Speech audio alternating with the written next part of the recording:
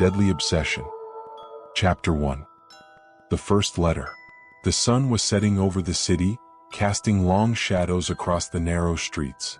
Inside her small, cluttered apartment, Sarah Langston sat at her desk, fingers dancing across the keyboard as she worked on her latest article. As an investigative journalist for a major newspaper, she was accustomed to digging deep into stories, unearthing secrets that people would prefer to keep buried. But this time it felt different. This story was personal. The envelope had arrived 2 days ago with no return address. Sarah had opened it without much thought, expecting it to be another tip or a lead. Instead, she found a letter written in neat, almost obsessive handwriting.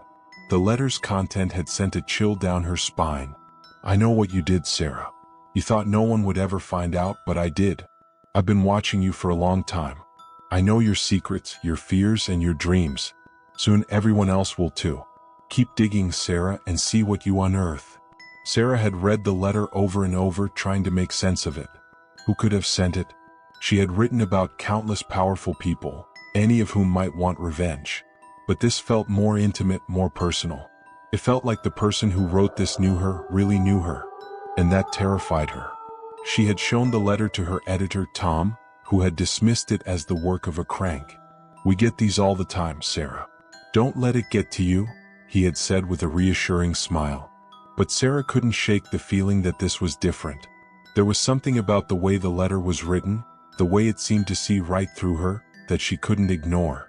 Now, sitting alone in her apartment, Sarah felt a gnawing sense of unease.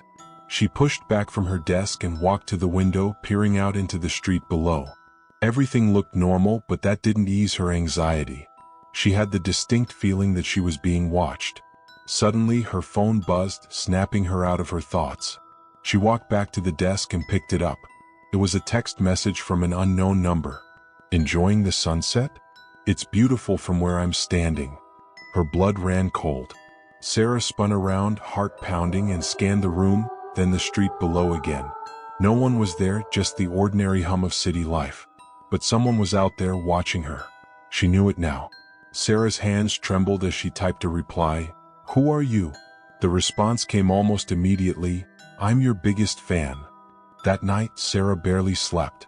Every noise, every creak in the floorboards sent her heart racing.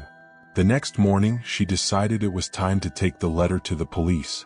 As she was about to leave, she noticed another envelope on the floor, just inside her front door. This one was open. She picked it up cautiously, her heart thudding in her chest. Inside was another letter, written in the same neat handwriting. "Don't bother going to the police, Sarah. They won't help you. No one will. This is just between us. You can't escape me." Sarah dropped the letter as if it had burned her. The world seemed to tilt as panic set in. Whoever this person was, they were close, far closer than she had realized.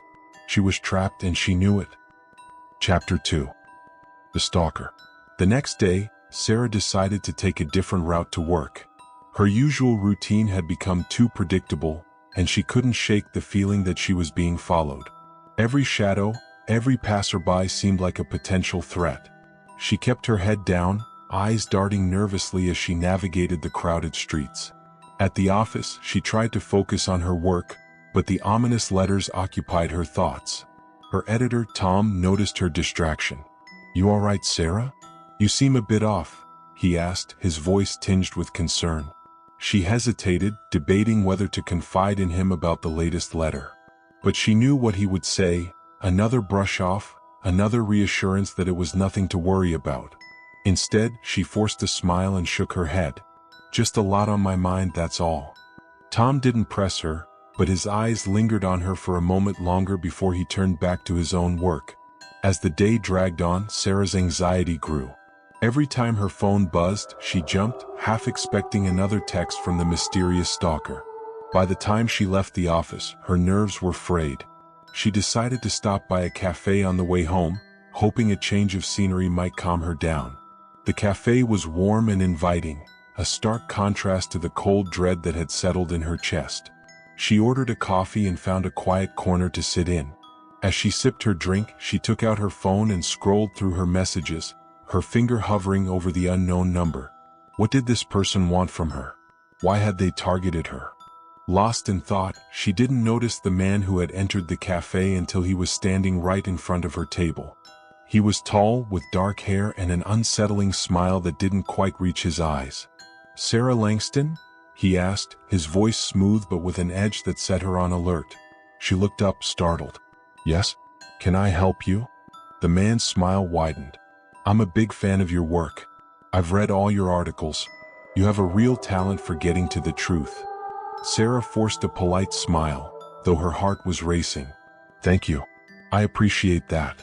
He didn't move, just stood there, his eyes boring into her. "You're working on something big right now, aren't you?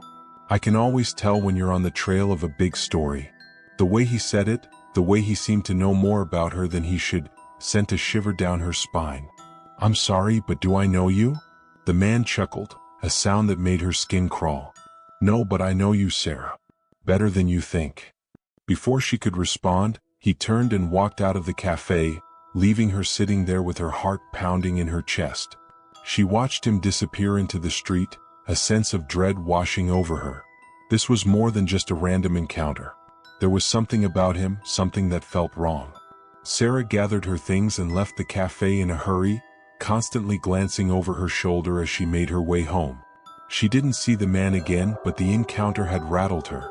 When she finally reached her apartment, she locked the door behind her and leaned against it, trying to calm her racing heart. She was on edge, and it was getting harder to keep her fear at bay. Her phone buzzed again. With shaking hands, she picked it up and saw a message from the unknown number. "Did you enjoy our little chat, Sarah? I told you I'm closer than you think."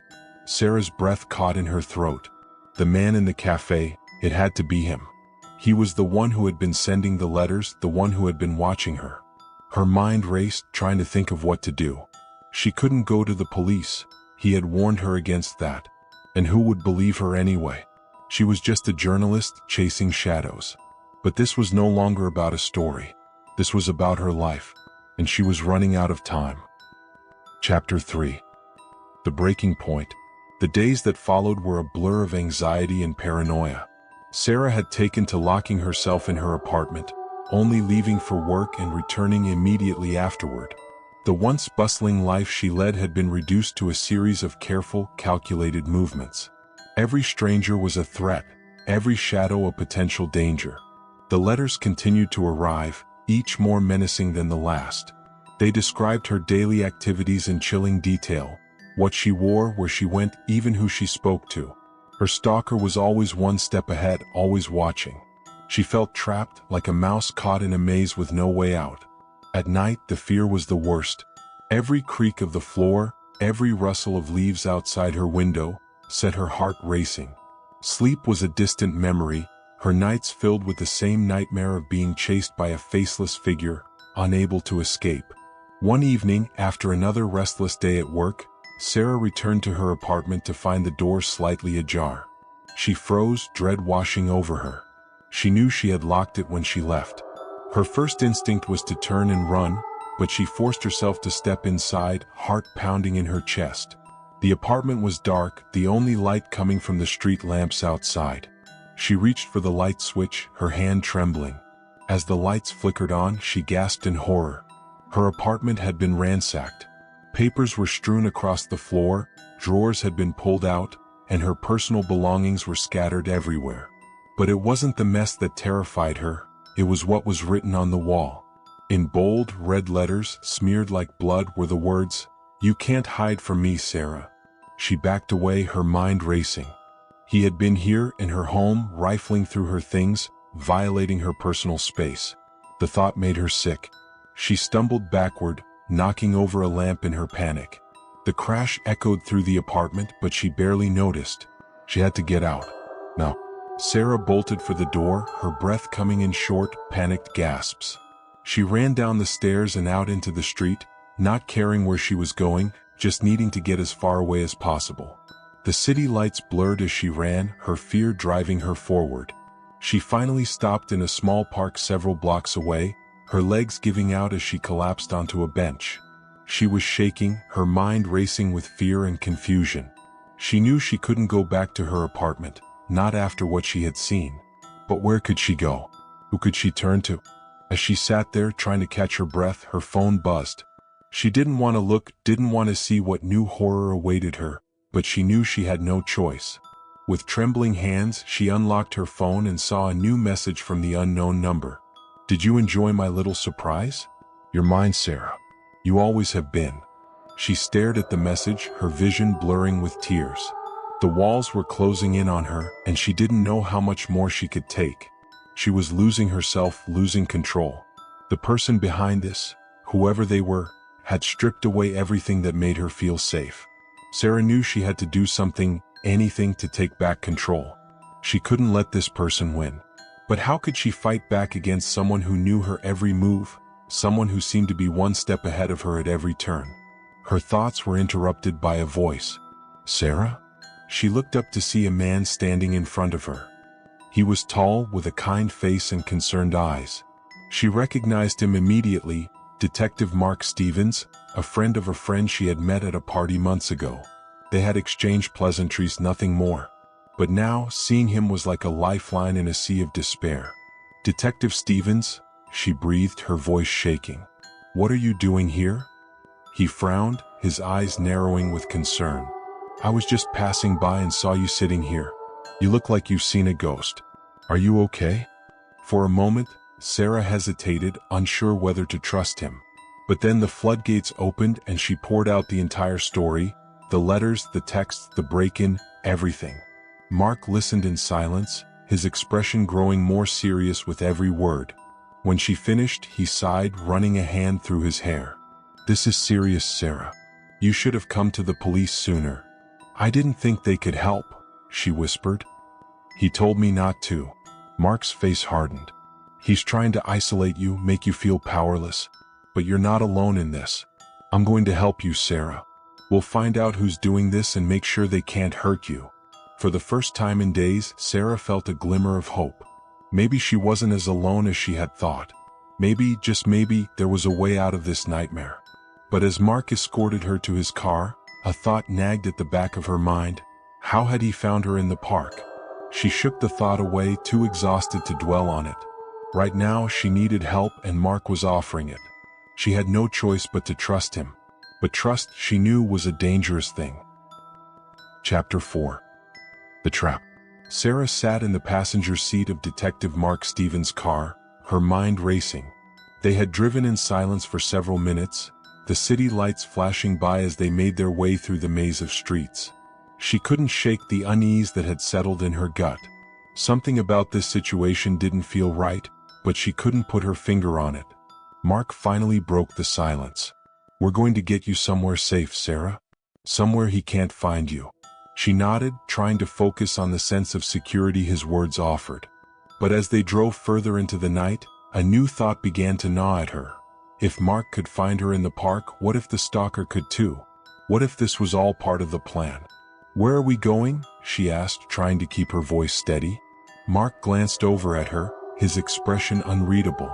"A safe house. I've arranged for some officers to keep an eye on you there until we figure out who's behind this." Something about the way he said it, the calm certainty in his voice, sent a chill down her spine. But she forced herself to stay calm. She needed to trust someone, and Mark was her best option. They continued driving, the city giving way to quieter, more isolated streets. The houses here were fewer and farther between, the street lights dimmer. Sarah's unease grew with every mile, the darkness outside the car feeling like a shroud. Finally, Mark pulled into the driveway of an old, secluded house on the outskirts of the city. The house was dark, its windows like empty eyes staring back at her. Sarah hesitated as Mark got out of the car, his silhouette illuminated by the headlights. "Come on," he said, opening her door. "You'll be safe here." Sarah stepped out of the car, her heart pounding. The air was thick with tension, and the hairs on the back of her neck stood on end. She followed Mark up the steps to the front door, each creak of the wooden boards amplifying her anxiety. Mark unlocked the door and stepped inside, motioning for her to follow. The house was cold and dark, with only the faintest hint of light coming from a small lamp in the corner of the living room. The air was musty and the silence was oppressive. "I'll just check the place out, make sure everything's secure," Mark said, disappearing down a hallway. Sarah stood in the middle of the room, her eyes darting around, trying to take in every detail. Something felt off. The house didn't feel like a safe house. It felt like a trap. Her instincts screamed at her to run, but she forced herself to stay put. Mark was trying to help her. He had to be. She heard a noise behind her and spun around, her heart leaping into her throat. But it was just Mark returning from his check of the house. He smiled, but it didn't reach his eyes. "Everything's clear. You can relax now," he said, his voice calm, almost soothing. But Sarah couldn't relax. Her anxiety had reached a breaking point, and she knew she couldn't stay here. Not in this house. Not with the feeling that something terrible was about to happen. She forced a smile. "Thank you, Mark. I think I just need a moment alone." Mark's eyes flickered with something she couldn't quite place. Was it concern or something darker? But he nodded. "Of course. I'll be right outside if you need anything." As soon as he left the room, Sarah's smile vanished. She needed to get out, but she had to be smart about it. If she ran now, he would catch her. And she still wasn't sure if Mark was friend or foe. She took a deep breath, trying to calm the panic rising in her chest. She had to think, had to figure out her next move. But the walls felt like they were closing in on her, the darkness pressing in from all sides. Suddenly, her phone buzzed in her pocket, startling her. She pulled it out, her hands shaking. It was a text from the unknown number. "You should have listened to me, Sarah. Now it's too late." Her blood ran cold. She looked around the dark, empty room, her mind racing. Was the stalker here? Was Mark the stalker? Every possibility sent her spiraling deeper into fear. She backed away toward the door, her heart pounding in her ears. She had to leave. No. But as she reached for the doorknob, the lights in the house went out, plunging her into darkness. "Mark?" she called out, her voice trembling. No response. She fumbled for her phone, the light from the screen barely illuminating the room. She had to get out, had to run. But as she turned toward the hallway, she heard footsteps. Slow, deliberate footsteps coming closer. Sarah's breath caught in her throat. She was trapped. And she knew without a doubt that this time there was no escape. Chapter 5. The Unveiling. Sarah's heart pounded in the darkness, the footsteps growing louder with each passing second. She backed away, her mind racing with fear and desperation. There was no place to hide, no way to escape. Her phone's weak light was all she had to navigate the pitch-black room, but it did little to soothe her panic. "Mark?" she called out again, her voice barely a whisper. Still, there was no response, only the steady, ominous sound of someone approaching. She could feel the walls closing in, the cold grip of terror tightening around her throat. Her instincts screamed at her to flee, but where could she go? Every direction seemed fraught with danger, every shadow hiding the unknown. As the footsteps drew nearer, Sarah's survival instincts kicked in. She knew she couldn't just stand there waiting to be caught. She needed a weapon, something, anything, that she could use to defend herself. Her hands groped in the dark, finally landing on a heavy metal candlestick on the mantelpiece. She gripped it tightly, her breath coming in short, shallow gasps. The footsteps stopped. The silence that followed was deafening, her own heartbeat thundering in her ears. She strained to hear, trying to gauge where the person was, what they were doing. Her nerves were stretched to the breaking point. Then a voice cut through the darkness, low and sinister. "Sarah, you can't hide from me. I know everything about you. You should have listened." She swallowed hard, trying to keep her voice steady. "Who are you? What do you want from me?" The voice chuckled, a sound that made her blood run cold. "You already know, Sarah. I've been with you all along, watching, waiting. You're mine, and it's time you accepted that." Sarah's grip tightened on the candlestick. She had to stay strong, had to keep this person talking until she could figure out what to do. "Why are you doing this? What do you gain from terrorizing me?" The voice grew closer, the sound of it reverberating through the darkness. "Because you're special, Sarah. You've always been special. And now you belong to me." As the words sank in, a terrifying realization began to dawn on her. This wasn't just some random stalker. This was someone who knew her, someone who had been close to her all along. But who? Before she could piece it together, the lights flickered back on, momentarily blinding her. When her eyes adjusted, she saw Mark standing in the doorway, his expression unreadable. He looked at her with an intensity that sent a shiver down her spine. "Mark, what's happening?" she asked, her voice shaking. But before he could respond, the sound of another door opening filled the air. From the hallway emerged a figure Sarah never expected to see, Tom, her editor. He stepped into the room, his usually warm smile twisted into something cruel, something monstrous. "Surprised to see me, Sarah?" Her mind reeled. "Tom? What is this? Are you the one who's been sending those letters?" Tom's eyes gleamed with a sick satisfaction. "Oh, Sarah, you're so much smarter than that. The letters, the texts, they were all part of the plan. My plan." Sarah shook her head, backing away, her mind struggling to comprehend. "What? Why would you do this to me?" Tom stepped closer, his voice low and menacing. "Because I could.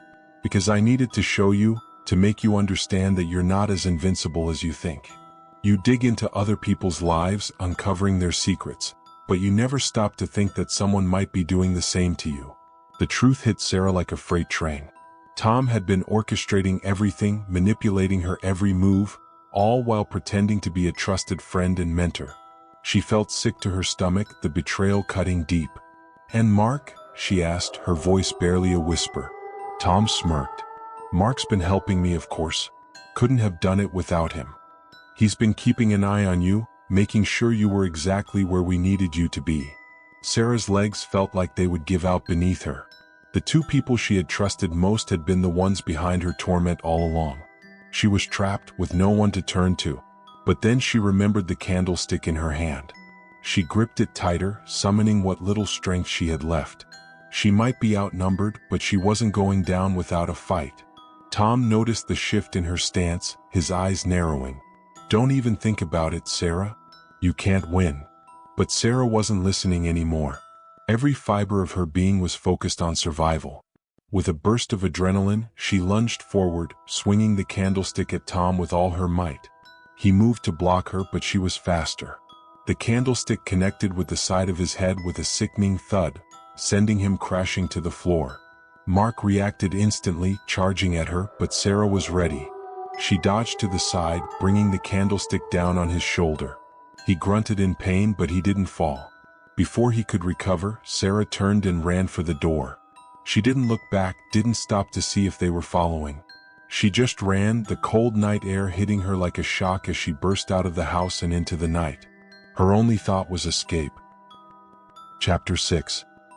The final confrontation. Sarah's legs burned as she ran, her breath coming in ragged gasps.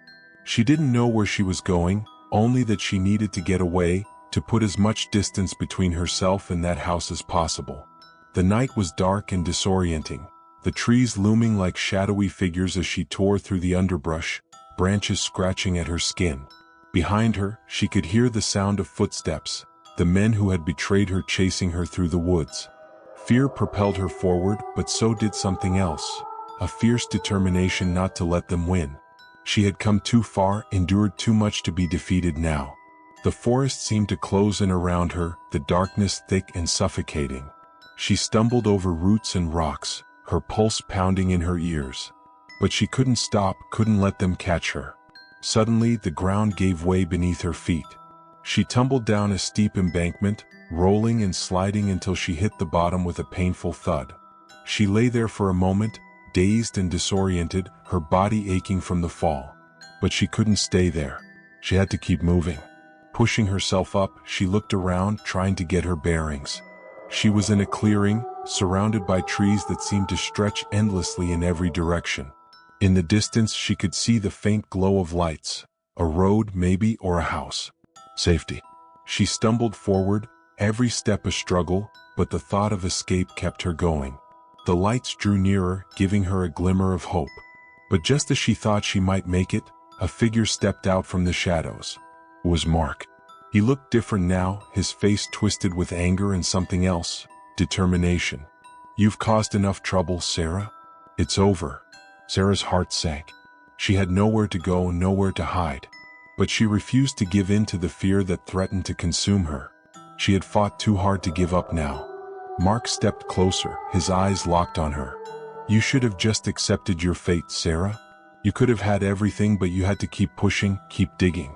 And now look where it's gotten you. Sarah backed away, but there was nowhere to run. She was trapped. But as she glanced around, she saw something that gave her pause. A broken branch lying on the ground, sharp and jagged at one end. Mark lunged at her, but Sarah was ready. She ducked under his arm, grabbing the branch as she did. With all the strength she could muster, she drove it into his side, the wood sinking deep into his flesh. Mark cried out in pain, staggering back, his hands clutching at the wound. Blood seeped through his fingers, his face contorted in agony. He tried to speak, but the words came out as a gurgle. Sarah didn't wait to see what happened next. She turned and ran, her legs screaming in protest, but she didn't care. The lights were closer now, a beacon of hope in the darkness. She pushed herself harder, her breath coming in ragged gasps, her heart pounding with a mixture of fear and determination. Finally, she burst out of the woods and onto a road. A car was approaching, its headlights cutting through the darkness. She waved her arms frantically, desperate to get the driver's attention. The car screeched to a halt, and the driver, a middle-aged woman, rolled down the window, her face a mask of concern. "Are you okay? What happened?" Sarah could barely speak, her voice hoarse and trembling. "Please, help me, they're after me." The woman didn't hesitate. She unlocked the car door and Sarah climbed in, her entire body shaking with adrenaline and fear. Deadly obsession. Chapter 6. The final confrontation. Sarah's legs burned as she ran, her breath coming in ragged gasps. She didn't know where she was going, only that she needed to get away, to put as much distance between herself and that house as possible. The night was dark and disorienting, the trees looming like shadowy figures as she tore through the underbrush, branches scratching at her skin. Behind her, she could hear the sound of footsteps, the men who had betrayed her chasing her through the woods. Fear propelled her forward, but so did something else, a fierce determination not to let them win.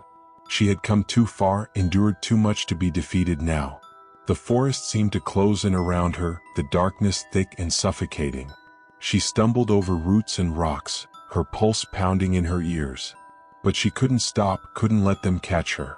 Suddenly, the ground gave way beneath her feet.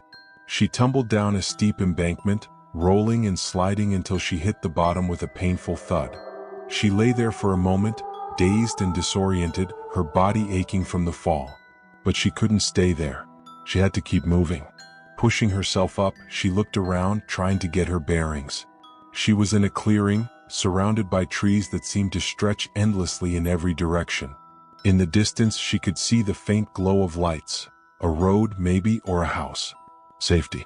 She stumbled forward, every step a struggle, but the thought of escape kept her going. The lights drew nearer, giving her a glimmer of hope. But just as she thought she might make it, a figure stepped out from the shadows. It was Mark. He looked different now, his face twisted with anger and something else, determination. "You've caused enough trouble, Sarah. It's over." Sarah's heart sank. She had nowhere to go, nowhere to hide. But she refused to give in to the fear that threatened to consume her. She had fought too hard to give up now. Mark stepped closer, his eyes locked on her. "You should have just accepted your fate, Sarah. You could have had everything, but you had to keep pushing, keep digging. And now look where it's gotten you." Sarah backed away, but there was nowhere to run. She was trapped.